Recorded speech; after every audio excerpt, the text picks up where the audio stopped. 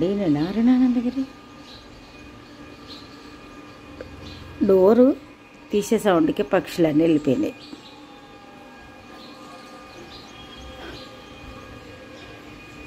ఈరోజు చూడండి ఎన్ని ఫ్లవర్స్ వచ్చినాయి. భలే ఇక తొందరగా పూజ చేసుకోవాలి. మరి చాలా పూలు ఉన్నాయి ఇవాళ. ఇవి పొద్దున 10 గంటలు అయిందంటే రాలిపోతాయి, ఉండయి. అందుకని 7:30, 8 లోపల పూజ చేసుకుంటే పూలన్నీ కూడా చాలా బాగా ఉపయోగపడతాయి. ఈరోజు చాలా వచ్చినాయి. భలే ఈరోజు చాలా వచ్చినాయి.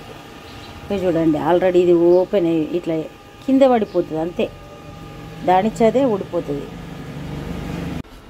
హలో అండి నేను నారాయణానందగిరి. ఇక ఇప్పుడే మరి మన పూజ సంపూర్ణమైంది. ఇక ఈరోజైతే మన ఇంట్లో చాలా పుష్పాలు పూసినాయి. ఇక సంతోషంగా పూజ సంపూర్ణమైంది.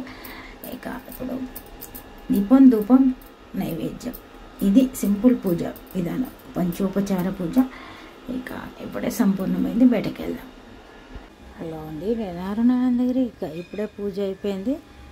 అక్కడైతే ఇంట్లో ఉన్నాయి ఏవో ఒకటి పెట్టించిన రస్కులు ఉండే. ఇక్కడైతే బెల్లం నైవేద్యం పెట్టిన. మన పూజా రూమ్లో ఉన్న నైవేద్యాలన్నీ తెచ్చి ఇక్కడ పెడతా. నైవేద్యం తిని పెట్టాల వాయిస్ వినిపించింది. ఆల్రెడీ నేను వచ్చేసరికి తింటుంది. చూడండి చాలా పక్షులు వచ్చినాయి. అప్పుడే ఆటో వచ్చింది, డిస్టర్బెన్స్ ఉండే వాయిస్. పైన కూడా చాలా ఉన్నాయి, నైవేద్యం తిని పిట్ట కూడా ఉంది. ఇక ఈరోజు మరి మన బ్రేక్ఫాస్ట్ బన్సాలి రవ్వతోటి ఉప్మా చేస్తున్నా. ఇక జనరల్గా ఇది అందరూ తెలిసిందే కాబట్టి ఇంకేం చూపించా. మొత్తానికి ఒక 10 మినిట్స్లో ఎట్లాంటి ప్రిపరేషన్ లేకుండా చేసుకునే బ్రేక్ఫాస్ట్ అనుకోవచ్చు. ఆయిల్ కూడా చాలా తక్కువ పడుతుంది, టేస్ట్ పరంగా కూడా బాగుంటుంది. కొంచెం లంచ్ చేసుడు లేట్ అవుతుంది అనుకున్నప్పుడు ఇది తింటే బెటర్. ఎటన్నా బాక్స్లు కట్టియడానికి కూడా చాలా బాగుంటుంది. ఇంకా అయిన తర్వాత చూద్దాం. మనం ఉప్మా రెడీ అయ్యేదో చూద్దాం. ఉప్మా అయ్యేంత లోపల మనం కట్ చేసిన క్యారెట్ పీసెస్ అంటే తురుము ఉట్టిది వేస్ట్ పీల్ చేసింది ముక్కలకి వేసి వచ్చిన సిలిండర్ వచ్చింది. అన్ని పనులు అసలు ఖాళీగా ఉండే టైమే ఉండదు. ఎంత చక్కగా ఉడికిపోయింది చూడండి, సూపర్గా ఉడికింది, చాలా టేస్ట్గా ఉంటుంది. కతే క్యారెట్లు వేసిన మంచి హెవీగా ఉంటుంది. మనం లంచ్ కొంచెం లేట్గా చేద్దాం అనుకున్నప్పుడు ఇట్లాంటిది ట్రై చేయాలి. టీ కూడా అవుతుంది. ఇప్పుడు నేను బ్రేక్ఫాస్ట్ చేస్తా. నేను ఎప్పుడో పొద్దున్న లేచి అన్ని పనులు చేస్తూ ఉంటాను కదా, 9 అవుతుంది. ఇప్పటికీ నాకు బ్రేక్ఫాస్ట్ చేయకపోతే ఇంకా లో అయినట్టు అవుతుంది. అందుకని నేను చేస్తా, నాకు కొంచెం టైం పడుతుంది.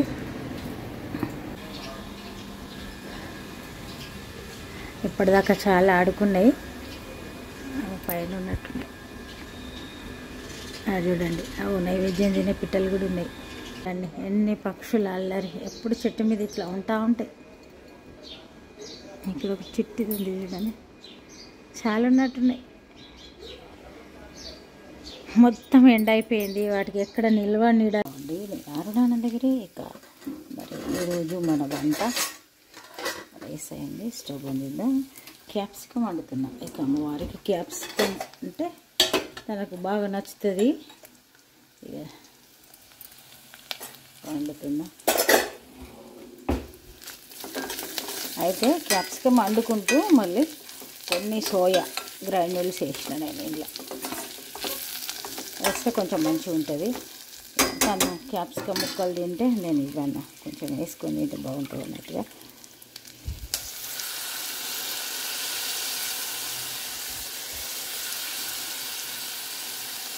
సింపుల్ కర్రీ, ఈజీగా సింపుల్గా అయ్యే కర్రీ అనుకోవచ్చు, టేస్ట్ మంచిగా ఉంటుంది.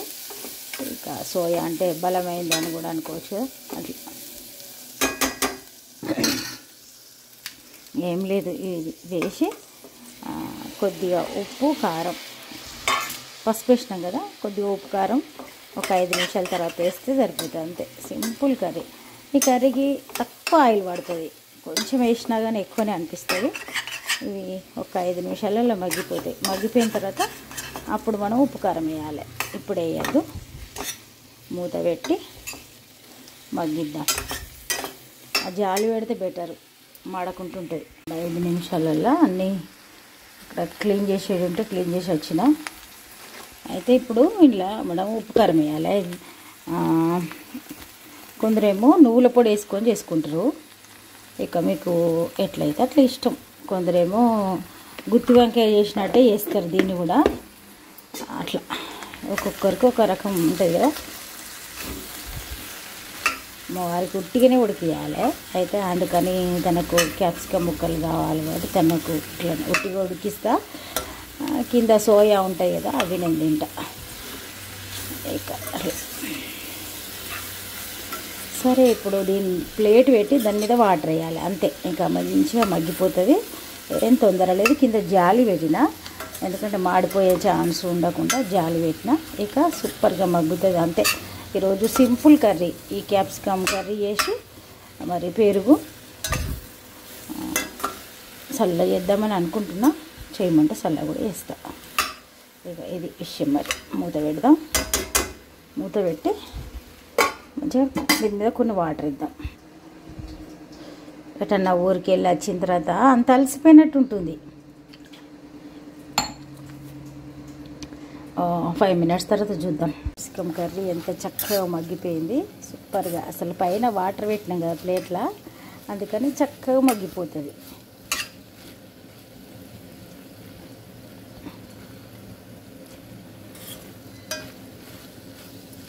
ఇక ఇది మరి మన కర్రీ.